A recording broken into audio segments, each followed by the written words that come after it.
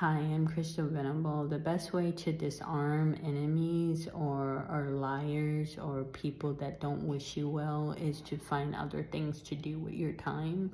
Read, write, do your taxes, do your social security thing. Watch TV, go for a bike ride, exercise, because people will always find a reason to be little or slender or mockers of you. And remember, it's good if somebody mocks you or slanders you or lie about you or build you up to be something that you're not. The reason why it makes it a good thing is because you know that you're living a good life. When you're not living a good life, nobody slanders you. You usually go to jail for it. You usually are excommunicated immediately and no one knows you or talks about you at all. But when you're the town of the talk, and I'll give you an example of that, like with some talk show hosts that were really good people and they were slandered and thrown and kicked down, it's because they were doing the right thing.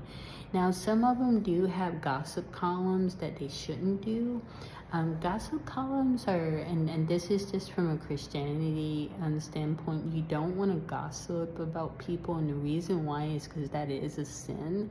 Now, I don't believe in sin, so I'm gonna call it something else. I'm gonna call it a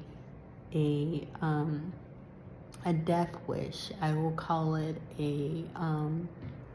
I will call it uh, um, an accusation. I'll call it I will call it, there's another word I want to use, accusations, accusatories. I will call it mocking. I will call it slander. I will call it extortion. I will call it blackmail. I will call it perjury. The only reason why is because you can never know someone in and out. It's actually next to impossible. A lot of times when people read you, they're reading what is a natural response of the body. It's not necessarily accurate and true to the best of their abilities.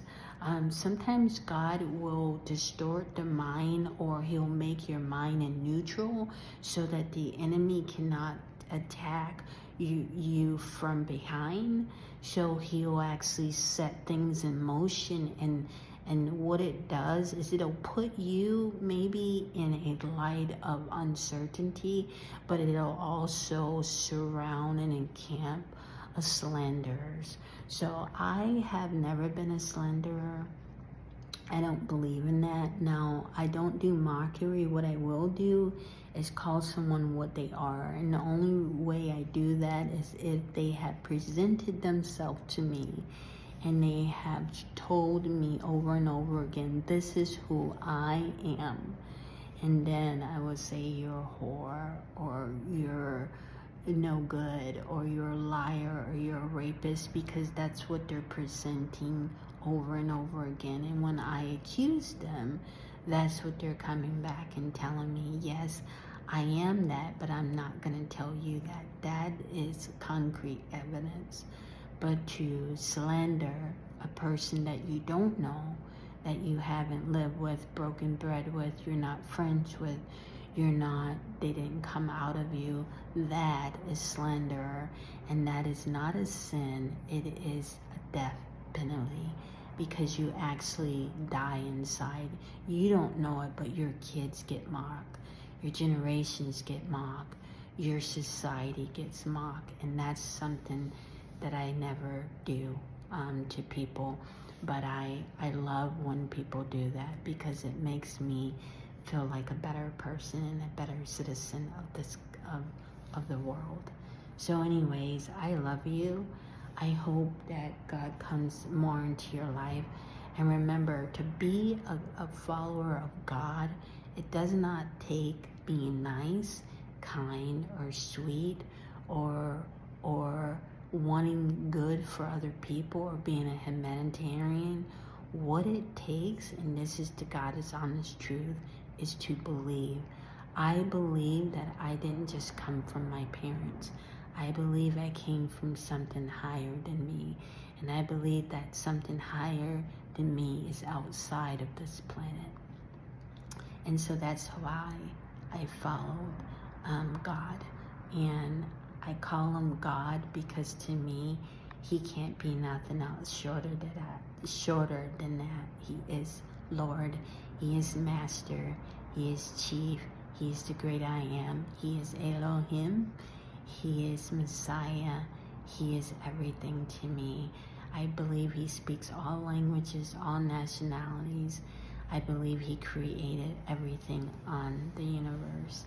And to sum up, if you really believe in God, and this is hard for a lot of people, God will show you everything before it comes to pass. And that lets you know that your enemies are defeated. When the devil is after you, he will not show you your future or your past or your presence, because it will maybe make you do the right thing. But what God does is he will let you see everything. He will let you see your enemies. He will let you see who's for you, who's against you. He will let you see even how it plays out. And it may not play out how you want it to, but it plays out a certain way, not so that you can win, but so that the glory of God can really, really vindicate. And when he vindicates, it's done. So I never wanted or worried in my life, because I believe everything he does for me, and I do not take him for granted. I never have. When I set my table, is to God. When I eat, is to God. When I go to sleep, is to God. Everything I do is for him. Even getting education or more knowledge is all for him. When I feed the homeless, or I become homeless, or whatever it is, it's all to God, because he is Lord. And I don't believe that he clothes you like you want him to clothe you. I believe he clothes you for the time or the destination that he has sent or ordained you for. It doesn't mean